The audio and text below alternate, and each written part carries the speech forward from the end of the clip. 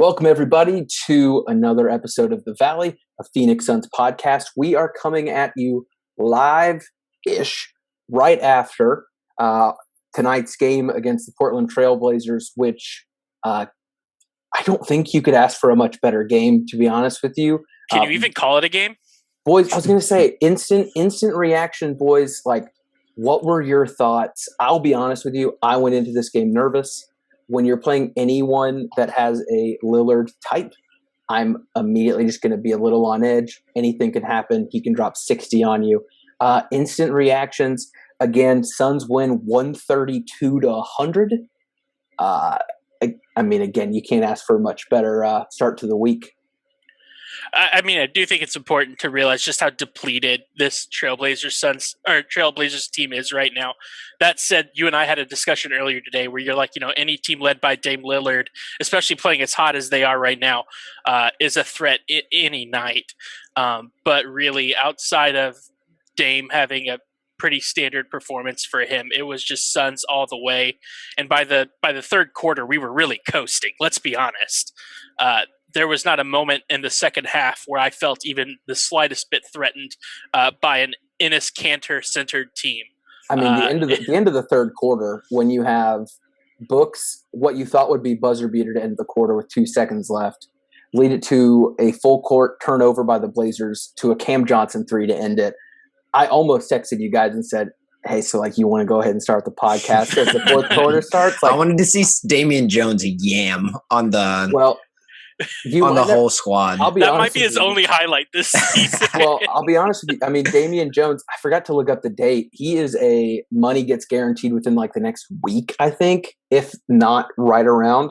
So there's a good chance these were his last glory days on the Phoenix Suns, given that I think the brain trust of the Suns are going to value possibly a playoff vet other than poor Damian Jones, who is the guy that gets roasted on the most. If that's the case, and by this time next week he's not with the team, can we have an in memoriam section at the end of our video with his one dunk of the season? I'll try to find a highlight for you. Hey, but instant reaction is this. So you faced a depleted squad tonight with an all-time level scorer who's flanked by some savvy veterans who can usually get buckets. Does that sound familiar? Sounds a lot like another game early in the week. However, Suns finished this one. The Suns finished this one, and it was good start to finish. Not only did they finish, they won every quarter. They won every quarter, it's great. It's a great end to an otherwise solid week. Yeah, another thing too, and we'll kind of move on past this game, but looking at the box score, plus minus, you can take some from it. You can't, your call. Lillard was minus 29 for the game. So the runs the Suns put together to put the team away were when he was on the court. A lot of the times, and I think back to the next game, whatever it may be, you see the depth and the bench of the Suns really be the catalyst to them extending that lead. But that wasn't the case. I mean, they were taking care of business when Lillard was on the court. He ended with 24, which I think he does that on accident. He was 1 of 7 from 3. I mean, not his night. On top of that, the Suns had, I'm not going to say historic, I'd have to look. They shot 50% from the field, 48.5 from 3, and 88.9 from the free throw line. I mean, they were a team of Larry Birds out there tonight, but to me, doing some magic. Even more impressive is the fact that we had 29 assists to only 7 turnovers.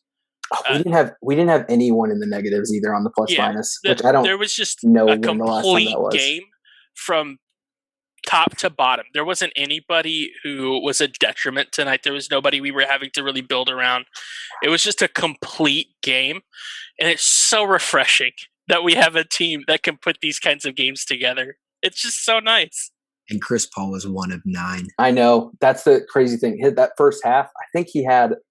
I'd have to look back. I think he was at 6 or 7 assists at halftime. I don't think he had his secret stuff tonight, which is probably what did it. You stole it. He drank all his secret stuff last game to pass the record books. Well, obviously, we're riding a high from a wonderful win tonight, but it has been a week since we recorded last. Want to fill you in on everything that you may have missed between last podcast and this one, kind of set up what we're going to talk about this week. For those on YouTube, please enjoy my side profile as I read off the beautiful prompter here. Look at that fresh haircut, though. Thank you. Week recap. We start with what will probably be the one thing that sticks out the most for the week is the loss to the Nets, 128 to 124. The Suns blew a 24-point lead, a 14-point lead in the fourth quarter alone. Obviously, a tough start to your week, especially when you kind of get your hopes up knowing of the big three. Harden's the only one on the court. You expect something to happen. You feel like that's one where you can steal a win against a top 2 team. Doesn't happen. Definitely completely on the Suns there. But to their credit, and again, this is just not your typical Suns team. You take that and you do something with that. Followed up with a win against the Pelicans. And not only that, overcoming an 11-point fourth quarter deficit, which was nuts, to win 132 to 114, outscoring New Orleans 41 to 12 in the fourth. Follow that one up. I kind of feel bad for the Grizzlies on this one. About as depleted as the Magic last week. It was so ugly. Suns were up 31 at half, ended up winning by 31, coasted to the victory, 128-97. Of note, the Suns set a franchise record in three-pointers with 24, and Chris Paul passed Oscar Robinson for 6th all-time in the NBA in assists, which is cool. It's cool when players are on your team doing things like that, getting that little bit extra attention. And then tonight, we already hit on it. On the show notes is a bunch of question marks. We didn't know if we'd be in a great mood or really bummed. I'm pumped that we're in a great mood. Especially, I know that this is being real petty. After the bubble, the Blazers being the ones that kept us out after everything in the world went right for us, feels good. We go to 20-10. Is that good? Man, that's excellent, man. I'm thrilled. Yeah, I mean, you can tell. I'm so happy. So 20-10, looking great. We managed to go from last week where we were building a lot of hype. I think every single major publication had the Suns in the top 5 in their power rankings. Going into tonight, I think it was average of 3 or 4 across the board. After a win like this, you got to think you're staying still or moving up, depending on how some other stuff shakes out. And even that, like the Blazers are coming off of an embarrassing loss to the Wizards. I was terrified that they were going to come out and just do something about it. But we sit here 1 week removed from last episode. A lot of good stuff to talk about. Obviously, the Nets thing is one. It's fun to run by it real quick and then talk about all the good stuff. But there's a lot to learn, I think, from that game too. And then looking at the next week, we got the Hornets, the Bulls, the Timberwolves. Legitimately the only thing that needs to be said, and Philip mentioned it right before we started recording. Philip, what are your notes for the upcoming schedule? Win. That's it. All of them. That's it. That's a stretch of 3 games that if you don't go 3-0, I think you should be disappointed. I would like to point out, last week, as I looked at the next 10 games ahead, I said there's a reality where we could go 8-2 or 7-3 in that stretch. I'm feeling pretty good about that prediction. I felt maybe it might be a little optimistic. I'm feeling pretty good about that, especially when you're looking at a Hornets team that is mediocre, I guess would probably be the most favorable way to look at them. That's the best way to describe that team. The Bulls, who are just having kind of a better year than last year, but still should be a gimme win. And then you got the T-Wolves, who literally in the dead of night did Ryan Saunders dirty, which, again... Can we do a 60-second pause, Suns, talk about this? And I want to keep it short. I don't want to go crazy tangent. But last night's, I guess it was last night or the night before. Yeah, it was last night. Hiring of a head coach. Within 10 minutes. Not only that, it's a head coach got fired that has crazy family ties to the organization. And then on top of that, the new coach is an assistant elsewhere who they had obviously talked to already, had done who knows what deal. Ownerships had obviously talked to give it the okay.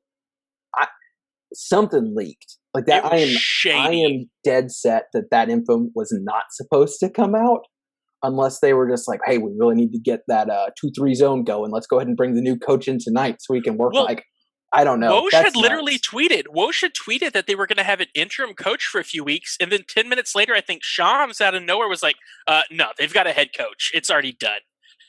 It was weird. Philip, that's like, pardon me, this brings me back to like boiling bulls, if you will, where it's like, what an absolute mess from top to bottom. How is this happening? And one tweet, I forgot who sent it out. I wish I would have screenshot it. Some Suns fans said something to the extent of, how many Suns fans are still angry that the Suns didn't sell everything to get D'Lo to come join the Suns to keep Booker happy? I don't know about you, but looking at Book in a like sleeveless T-shirt going into a fourth quarter, that looked like a happy man. I don't know how we got here. We'll talk about that a little later. But Book seems happy. D'Lo seems sad. Ricky Rubio's sad, which that actually does personally bother me. And Carl Towns is sad, and I love Carl. So yeah, what an absolute dumpster fire in Minnesota. But that's our upcoming schedule. You got to win those. So we have everything this week.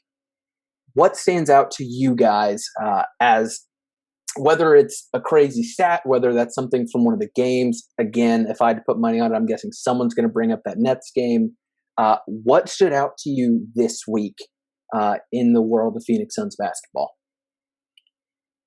For me, it's not necessarily one particular stat, but just lots of little things I've noticed. First, the Kaminsky Suns are 9-0 when he's in the starting lineup.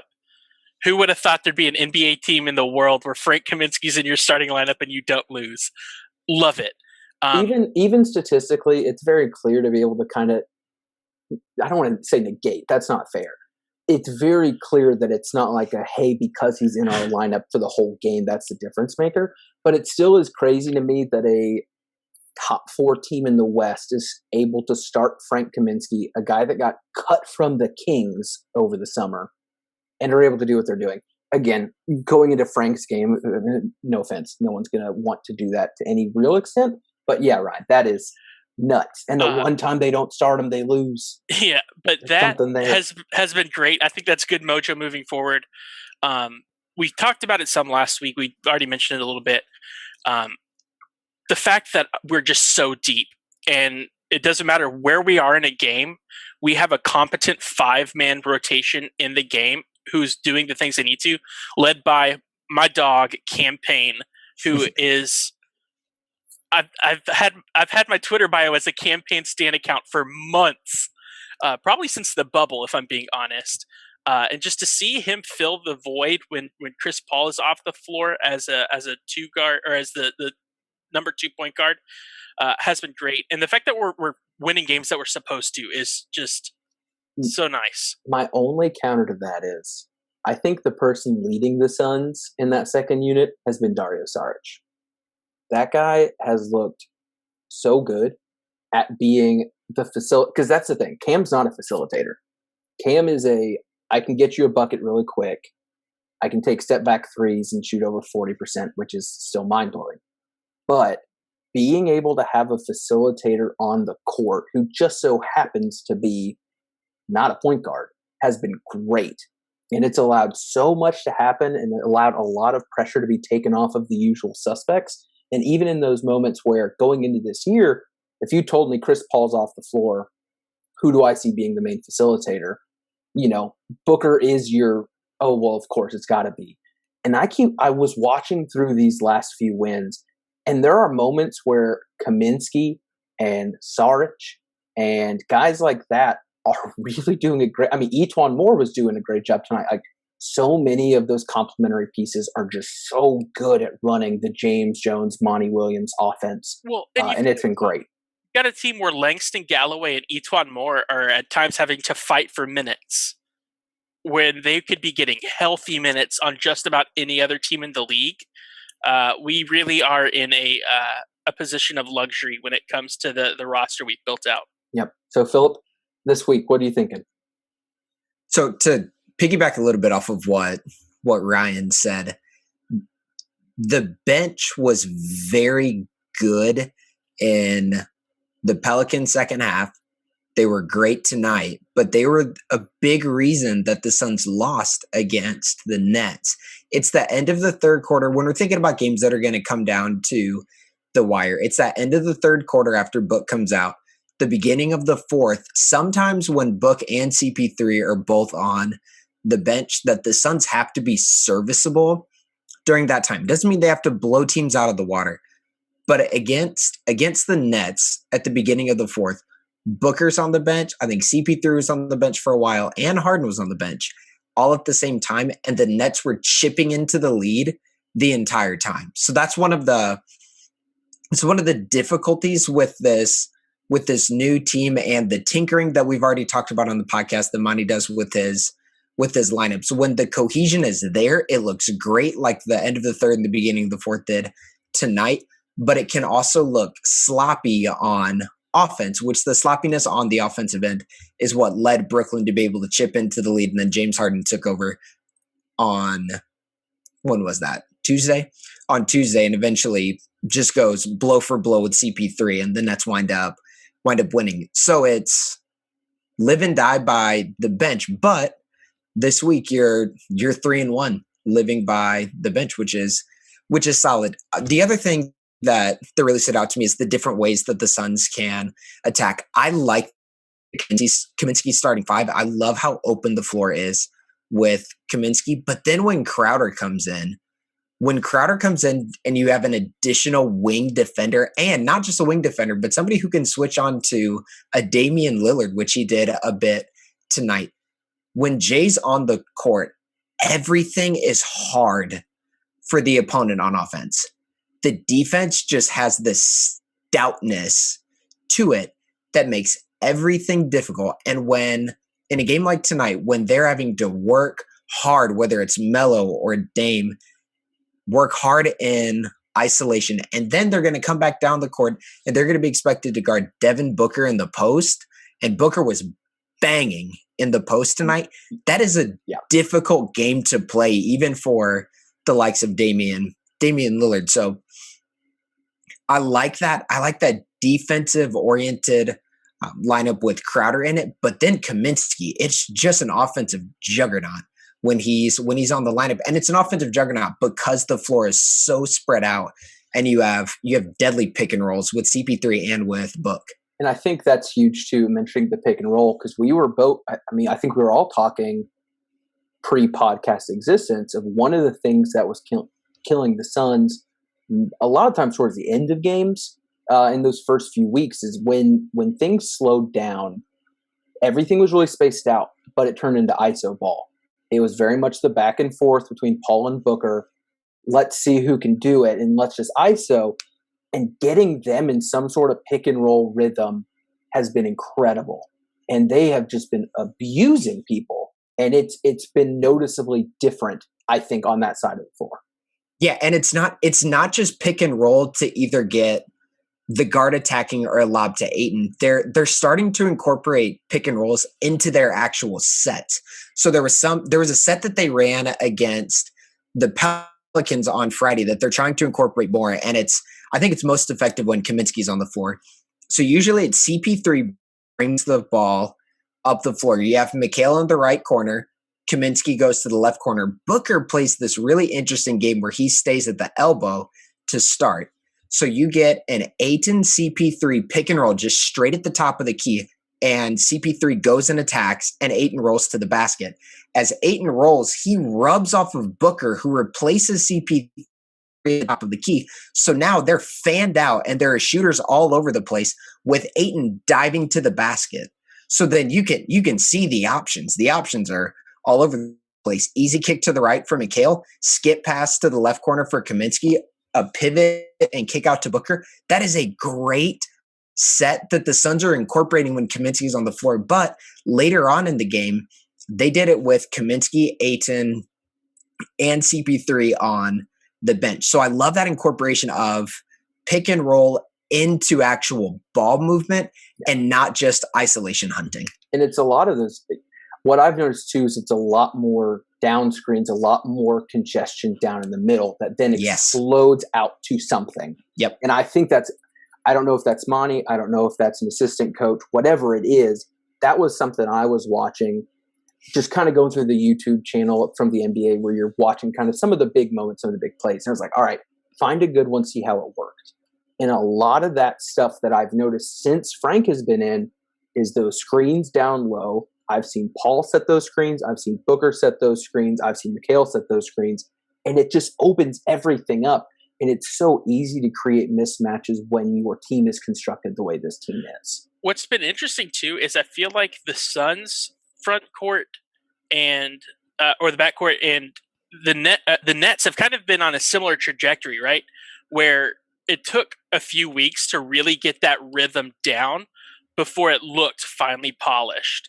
And it wasn't until Kyrie tells James Harden, "You're the point guard. We're playing through you," that now all of a sudden they just start eviscerating everybody pre-injury to KD and things like that.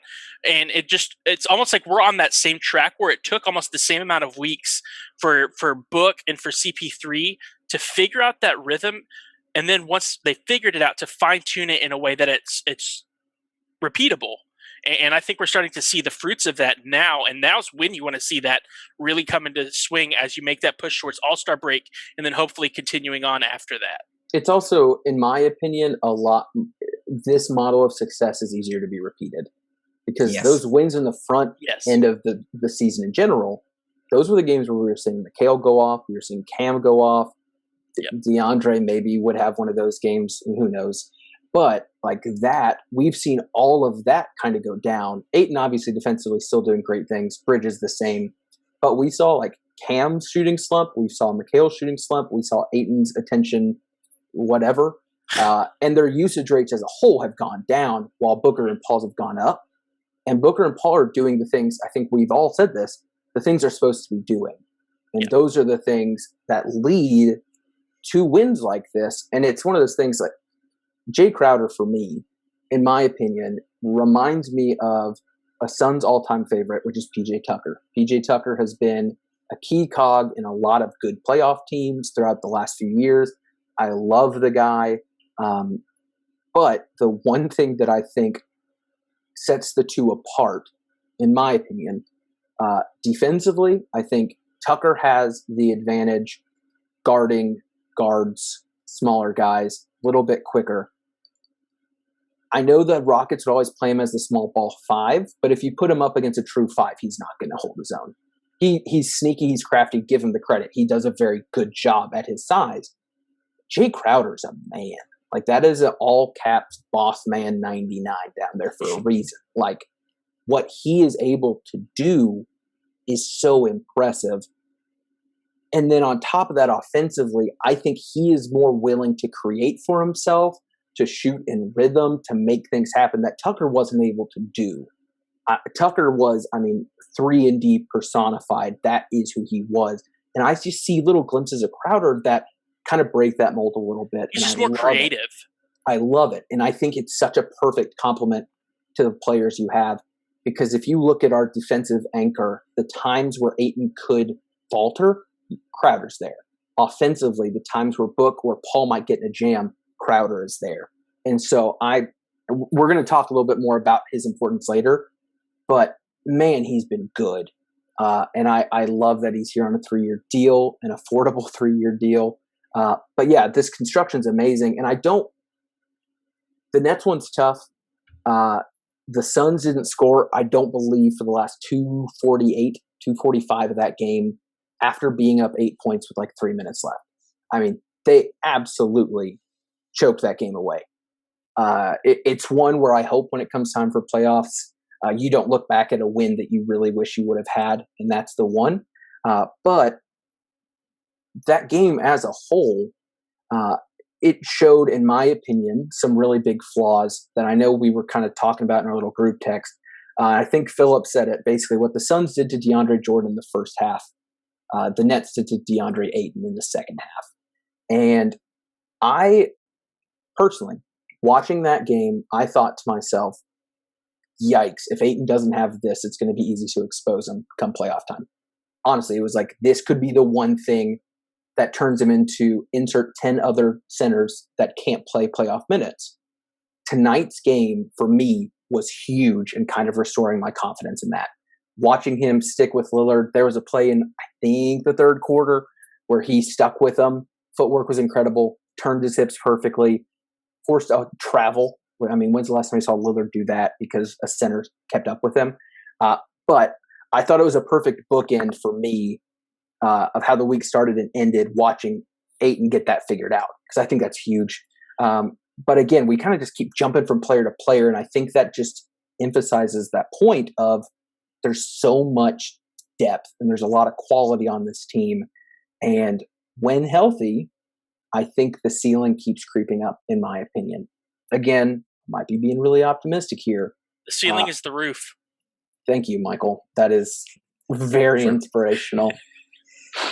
Yeah, but Ethan, to your point, the fact that you're mentioning a lot of names in the Suns' successes is great. That's what you want for a team to stay steady and consistent. But here's what's going to happen. Casuals are going to look at the box score tonight and say, Booker popped off, which he did.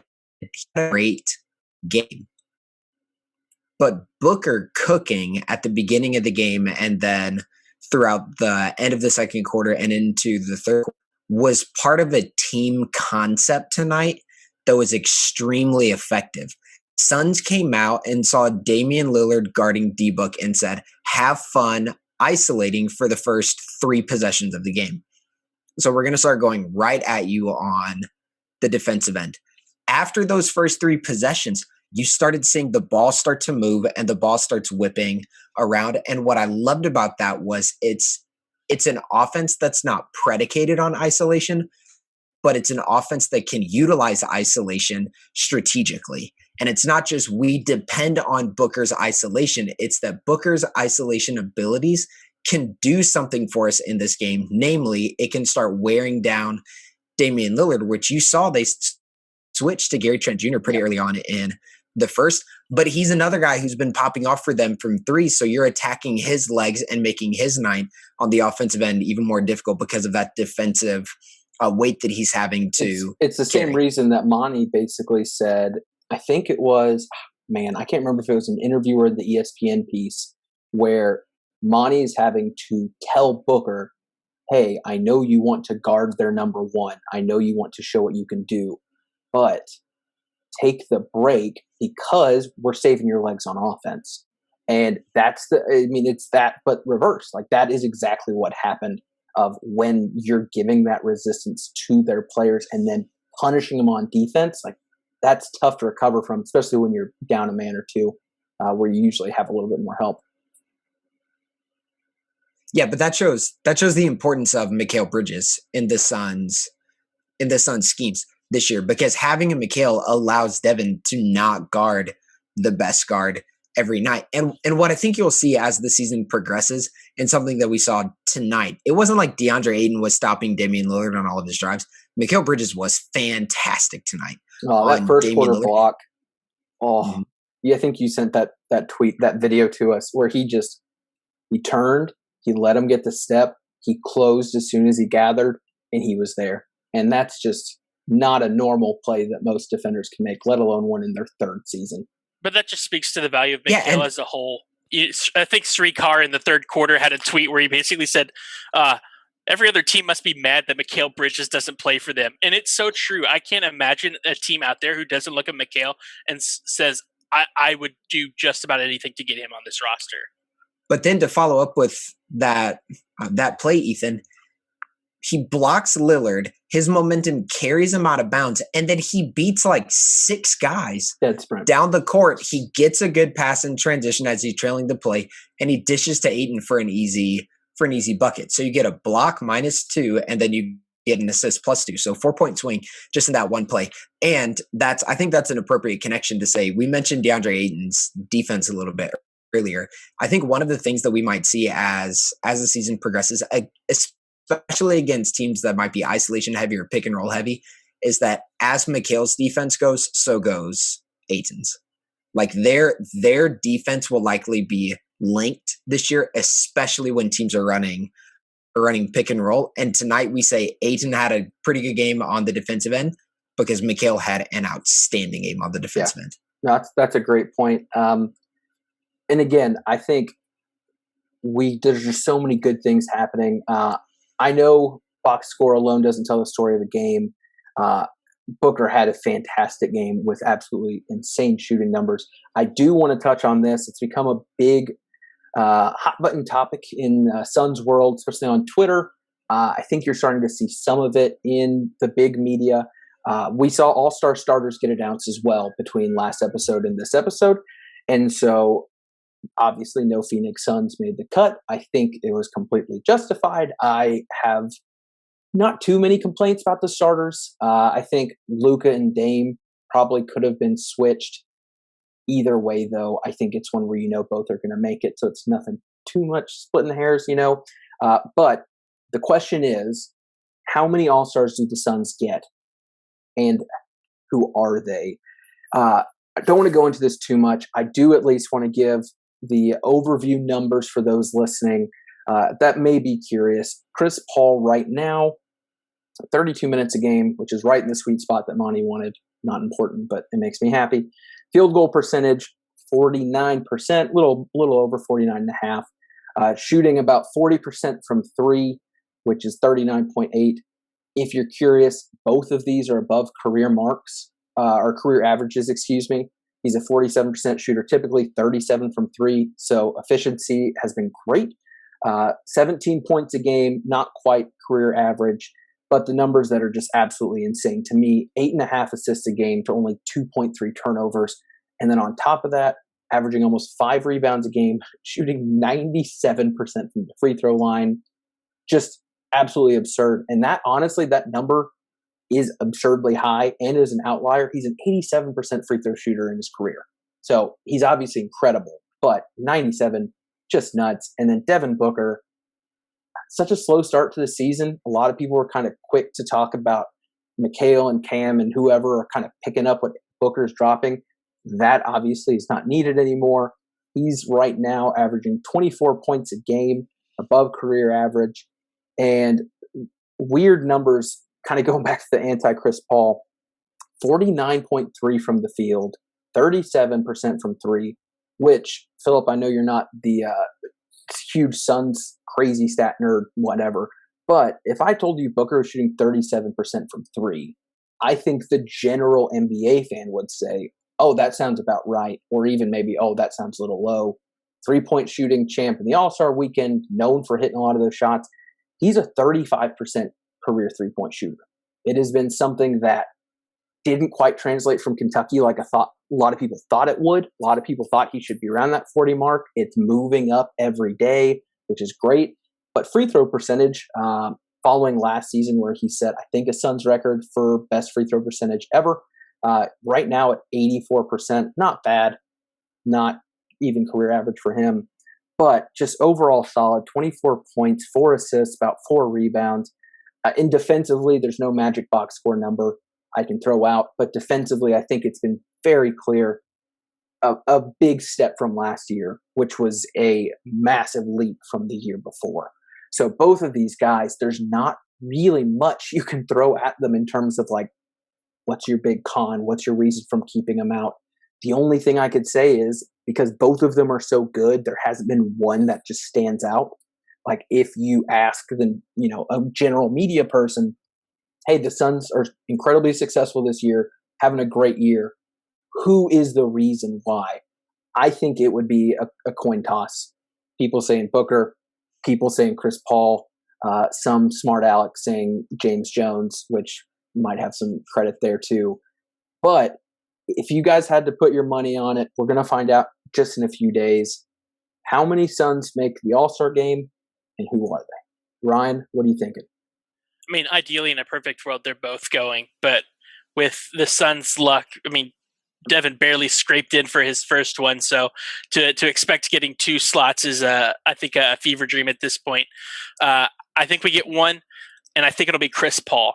I think it's going to be the seniority, the veteranship. I think it's going to be a reward for what he's done to this team, especially because I think for the casual fan, what are they looking at? The Suns are sitting at 20-10 right now. What changed? Chris Paul changed. And I think that's what's going to carry a lot of weight. I definitely think Devin is deserving, but especially because Chris Paul is seemingly in the twilight of his career. You don't know how many All-Star games he has left. I think CP3 is the pick. I'm going from memory here. I don't have this in front of me. If I remember right, on the All-Star voting, I believe it was on fan voting, Donovan Mitchell, then Book, and then Chris was right after that or one under. And what was interesting is on the player voting, Mitchell and Booker were actually switched. Booker was ahead of Mitchell, but then it was Donovan, and I think Chris was right around there. So even fan perspective, like just general fan voting and player voting are all right there, where both of them I think were like in the 4 to 6 or 7 range as guards in the West. And I think the biggest hindrance is just how good the guards in the West are. Like, I think they're both all-stars. I think they're both all-star caliber players having an all-star caliber year. We just have so many great players in the West in general, let alone the faces of so many teams out West are the guards that are just so good. Philip, what are your thoughts if you had to put it down on paper? It's one, and it'll be Booker. Booker has the stats. He has the clout from last year. And not only does he have the clout from last year, but this is potentially a superstar in the making.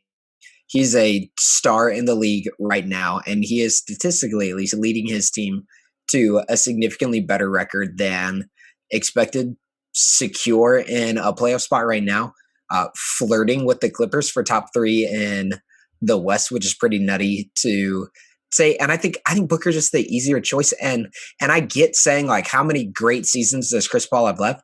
But like, all-star votes aren't for hang on, let me throw shade at Dirk. They're not supposed to be for service rendered previously. That's not the point. The point is to say who's having the best year. And I think the West reserves, at least at guard, need to be Dame, Donovan, and Booker. Yeah, and I don't want to be the petty Suns fan as well of the past, but the reason Booker apparently was not an all-star at least twice when he definitely should have been was, well, what is he providing to a winning team? Where are the wins to back it up? You're seeing apparently that everyone held that until Zach LaVine this year, which Zach LaVine is playing out of his mind. He should be an all-star. And hopefully that does happen, even though the record doesn't support that. But I have no idea why wins are somehow tied to all-stars. I think it's absolute garbage. It has frustrated me many times. But if you're now looking at the Suns' record and you're looking at this team, you're looking at who has led them there, and to your point, I think statistically he's having the bigger standout season. I think Frank Kaminsky. Yeah, thank you. I think to Suns fans who are watching every game from game 1 till now, I think you could definitely make an argument that Chris Paul has been the bigger impact player, but not everyone's watching every Suns game like we are. And if you're looking at the box score, you're looking at the season averages, you're looking at the face of the team, I think Book makes sense. So if I had to put my money down, I'm thinking Devin Booker's the one.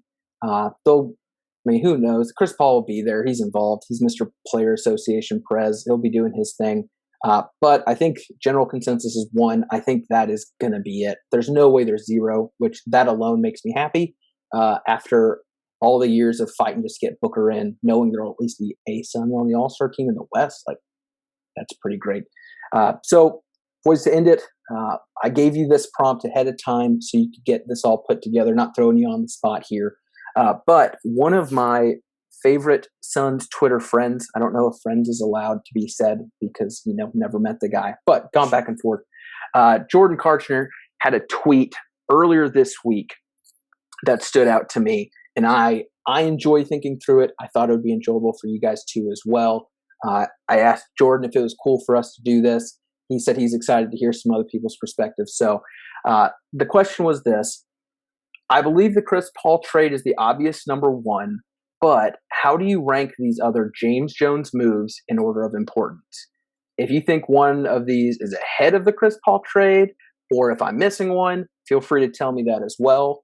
But here are the 5 James Jones moves. Rank them as you wish. So number 1, the Dario and Cam Johnson trade for the number 6 overall pick, where the Suns traded the number 6 pick, later becoming Jarrett Culver, for Dario Saric and Cam Johnson. The signing of Jay Crowder, which was a 3-year, $30 million deal. hiring Monty Williams, which is a 5-year deal, signing campaign for an incredible 2 years, $2 million. That is absurd, and I love it. Or the Darios extension, 3 years, $27 million. Ryan, I'll start with you. You can go either most important to least important. I think that probably makes the most sense. Ranking these 5, and again, if you want to move the Chris Paul trade around, you can. You can be as spicy as you'd like there. But what are your thoughts on those 5 moves that you can give James Jones really all the credit for? I think Jordan's right. CP3 is the clear and obvious number 1, so that's off the table. So with the 5 that he provided, to me, hiring Monty is number 1. I think the steady hand at the helm that he has provided, his leadership, the quality of character that he brings, we have not had this stable of a team mentally, physically, technically in years. Monty is responsible for that. To me, Monty is number 1, and I hope he sticks around for a long time. I love the guy. Number 2 is Dario and Cam. I'll keep my spicy take to that comment later, but that's fine. Dario and Cam for 6, I think is number 2, because what a steal! The fact that we were able to swing Dario and Cam for what became the Jarrett Culver pick, which at the time I was not head over heels about. I didn't have very strong feelings towards it. Obviously, Suns fans on draft night were shocked with the Cam pick. It just felt out of nowhere, which tend to be the James Jones MO for the draft. That night was also the TJ Warren for cash considerations. Yes. And, there was a lot of stuff going on that night to where, you pluck this out by itself, it looks beautiful and we all love it. But man, within the mess that was that draft night, that was awful. Yeah, I had an awful night that night. That just, hindsight being what it is, has turned into a big brain move. Because of that, I'm going to put Darios Extension last, because I think Darios Extension only happens because that move gets made. So to me, that's going to be number 5, just following the logic there. So it's Monty 1, Dario and Cam 2, Jay Crowder at 3, which I know might be a surprise for those who know how much I love campaign, especially with what happened in the bubble, to have him at the 4. But I was hoping we would get Jay Crowder. The fact that we pulled it off and the contributions he's made through 30 games has been incredible. So to me, it's Monty, then Dario and Cam, Jay, campaign, Dario's extension. And that's where I put the 5. All right, Philip, where are you at? Let me respond with a question. Which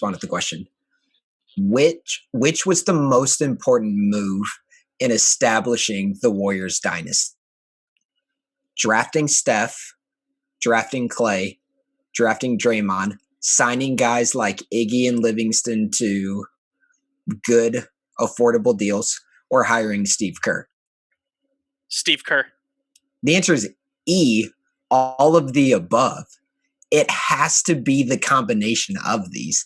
So it's not, it sounds like a lame way out, but even on this episode, we've been talking about. Are you hitting us with an E versatility for this one too? You're going to give me an E, all of the above on this? I'm going to give it all. Yeah, I'm going to give it all of the above because these great teams. You don't get the secret stuff. I'm fine with it. You don't get the secret stuff because great teams have to be built over the course of 5, sometimes even longer than that, years. There have to be really good moves for consecutive years. We've had that. We drafted Josh Jackson. It has to happen. And if it doesn't happen, Suns fans, you get stuck in this perpetual mediocrity, or worse, perpetual trash basketball. And it's frustrating. It's like, why do the Warriors everything right? Why do the Raptors do so well? Why did the Celtics have such success drafting some of their guys? Not as much in the last couple of years, but it's like it has to be the combination. So CP3 is what has taken the Suns to the next level, but all the rest of these moves have been great, and it's the combination. It's always the combination for teams that reach a a status that we might consider great, which the Suns, I don't think are there yet, but they're getting close to being considered a very good basketball team. And again, the only way you get there is through these savvy moves. So to Philip's point, I legitimately, when I went through this process, I didn't go with all the above because I'm not a cheater. But I did, in my mind, I thought, how do you become the next blank? And for me, the blank was the Warriors. That was the last well-established dynasty, which in my opinion is a very, I'm not going to say we're going anywhere like that. What I'm saying is I think that's the goal you're trying to get to. I think what Monty's building offensively, the team James Jones is constructing, I think that's the model they're following. So in my mind, it was, okay, how do these things fall into that line of thinking? And so for number one, I went with hiring Monty. And I went with it from a couple different perspectives. The number one thing that popped in my mind is I don't think Chris Paul is here without Monty. I think that relationship that had been established, which you can read about a million places, it is clearly established that the two of them have an abnormally strong bond that is very family-like. I don't think Chris Paul comes here unless that was a part. I don't think the Suns had the pieces. And as much as he might like Devin Booker, I don't think you're coming here if it's that team with any coach we've had in the last however many years. So that's big. I think Ryan's point about the character and the maturity and consistency is huge. A lot of Suns Twitter likes roasting Monty for his Christian belief tweets and his inspirational lovey-dovey stuff. And like, I'm all for it. I love it. Because my thing is, I have vivid memories of Markieff Morris side staring, death staring Jeff Hornacek at the podium. I have vivid memories of Igor getting just run over by the entire team. Earl Watson just flailing. Like, I just see all this stuff. And you go back to Devin Booker's been in the league now 5 years or whatever. This is the first time he's had the same coach 2 years in a row. I believe, unless you count, I think Earl, because he continued into the second year. Three games into the next one, or you want to call Jay Wright or whoever it was, the interim. Like, I don't know. Like, the consistency that's been established and the relationship, and this is the big one for me. We have found a coach who seems to see eye to eye with the GM. And unfortunately, and Suns fans know this, at the end of the day, none of that matters unless Robert Sarver is happy with that vision. Robert Sarver, in my opinion, is a trash can of an owner. And I don't care what you think. Like, it is what it is. You've heard so many reports from so many previous people over there. Like, he has to be involved. And the fact that Monty works there, James works there, like, it's a gift. And what Monty has done to get so many people to buy in, and I look at Etuan Moore starting elsewhere, Langston Galloway starting elsewhere, insert every player's name, to be able to get that buy-in on a mental level, I think is a huge testament to Monty. Monty gets raked over the coals sometimes about his X's and O's, his ATOs, his game plans at times.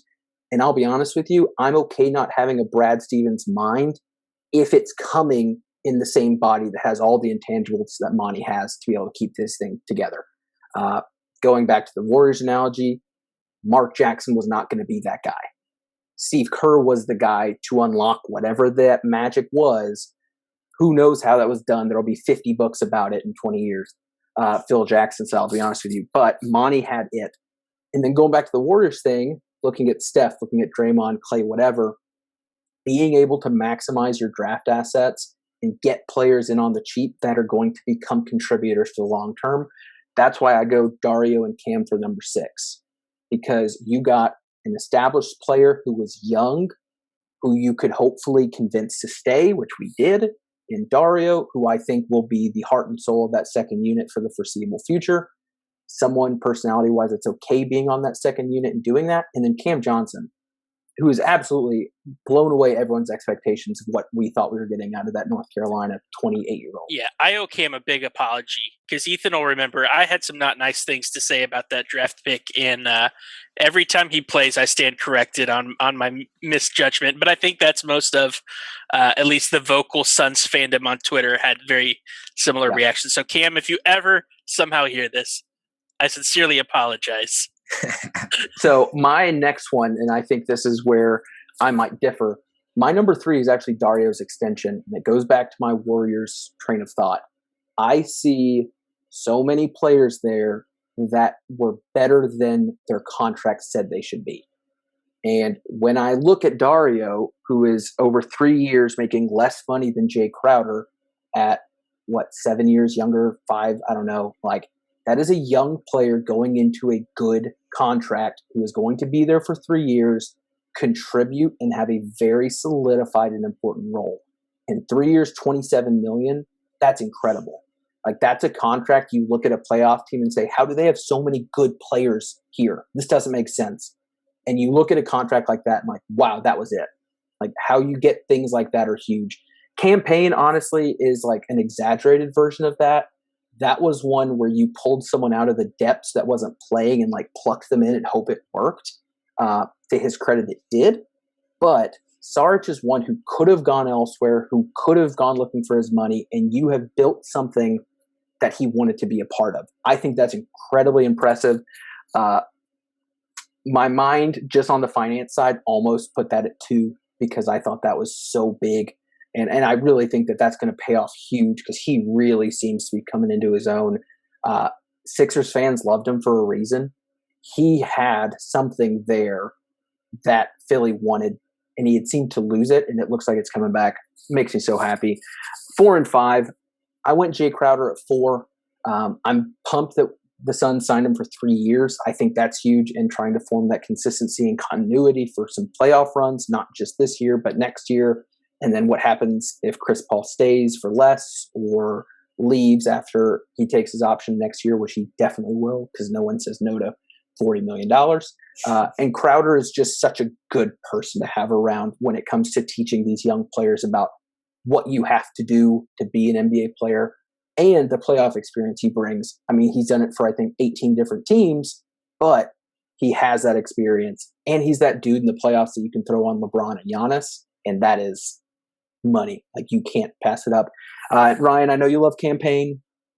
I think he has exceeded expectations. I think I'm not sold on him being the backup point guard of the future.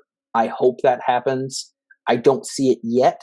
I think he's a great, in college basketball, you've got that guy who's actually the 8th or 9th man, but sometimes you just need that energy and you need a couple buckets. You throw him in there, you let it happen, you let him cook until you're oh, he's losing it, and then you pull him out. That's Cam to me right now. I'm not saying he can't be more later, but for now, that's kind of what he is.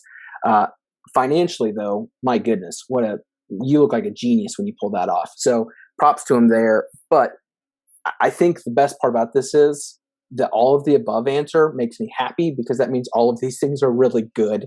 Yeah, I mean, it's still a cop-out, but I'll still give it to you. And so, I mean, again, we look to this next week. There's not much to excite us about other than hopefully some fun wins. I hope. Win. Knock on wood. Yes. Philip's word of the day. Yes. Just win.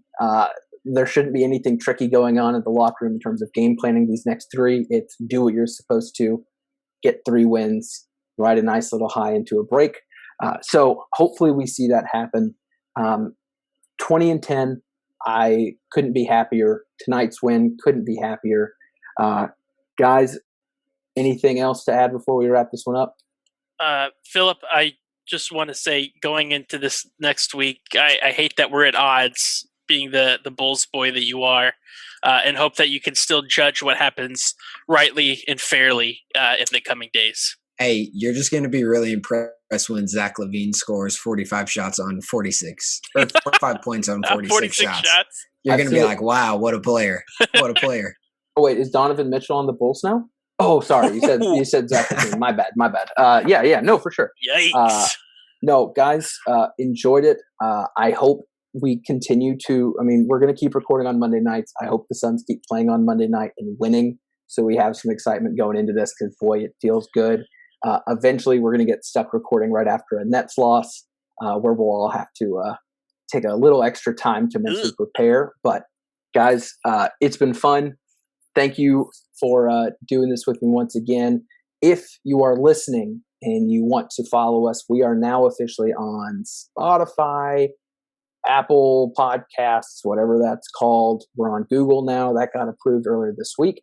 And then again, feel free to check us out on the YouTube channel if you're listening on the audio version and want to put some faces to these lovely voices that are coming through on Apple headsets, iPhone headsets, and a gaming headset from a real serious gamer down on the bottom there.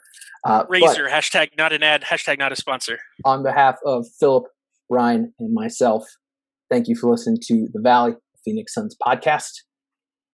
Goodbye. Yeah.